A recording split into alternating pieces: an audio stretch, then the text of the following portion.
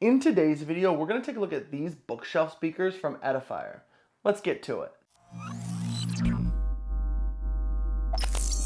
What's up guys, Mike here from TopShelf Media, and today we are looking at these Edifier R1280DBs Bookshelf speakers. And these are actually the main speakers that I use on my desk setup right behind me here, and I've had them for about a year now, and I am loving these speakers. Today, we are going to look at price, build quality, and functionality.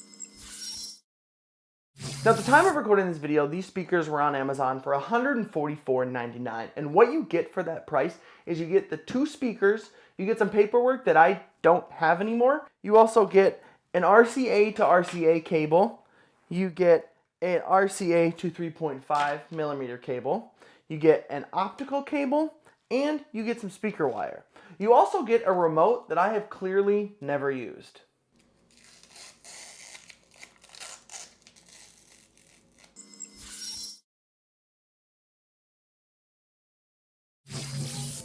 The build quality of these speakers are actually really nice. There's no imperfections from what I can tell. There is an option for the outer panels to be like a brown wood finish if you would like. I went with black just because it matched my setup better.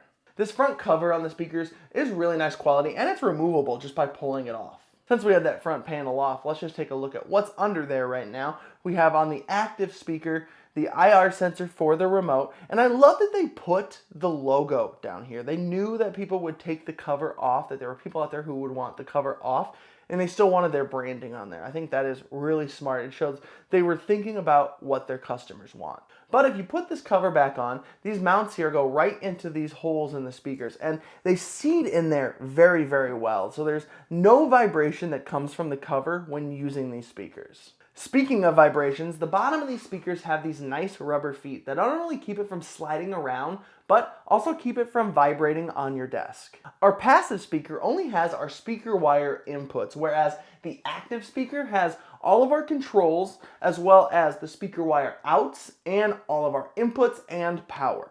Because we're talking about inputs, let's just go ahead and take a look at the back of this speaker real quick. So first up, we have our output for our left speaker, and then next to that, we have our two RCA inputs, and then below those, we have our power switch, and then our optical and coaxial inputs. Now, one area where these speakers might leave something to be desired is the sub it's lacking that punch, so they went ahead and put a sub out on the back. Rounding out build quality, like I mentioned before, we have our controls on the side of the active speaker here, and our top dial is for treble, middle one's for bass, bottom one is for volume, but it also doubles as a button for the input. Now the top two knobs here have a very smooth feel to them, and you can kind of feel it kind of clicks when they get to the center, which is really nice. But other than that, it's very smooth feeling, whereas the volume knob has more of a satisfying click to it.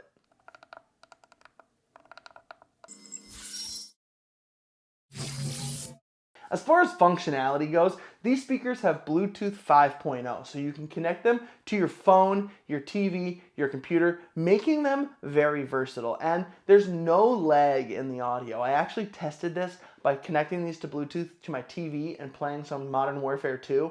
It was awesome. Like I mentioned, you can select your inputs using the controls on the side of the active speaker or by using the remote. Now, they didn't add a screen or anything to let you know what mode you're in, but what they do have are indicator lights on the front of the active speaker. Green is for RCA, red is for coaxial and optical, and blue is for Bluetooth.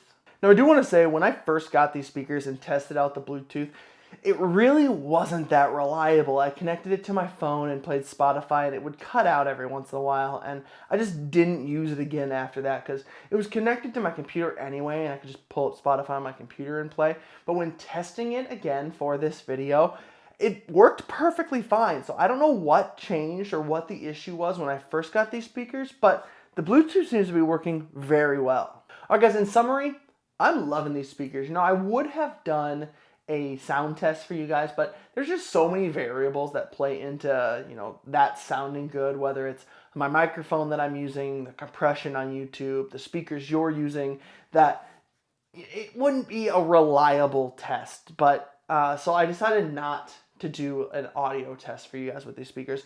Just know I am loving the sound coming from these things. I'm not an audiophile by any means.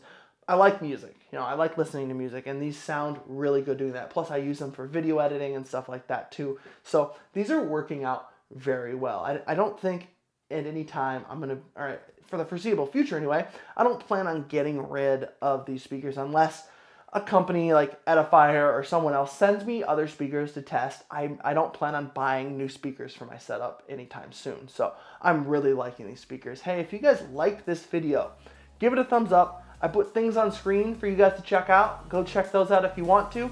I hope you enjoyed this one, and I'll see you in the next video.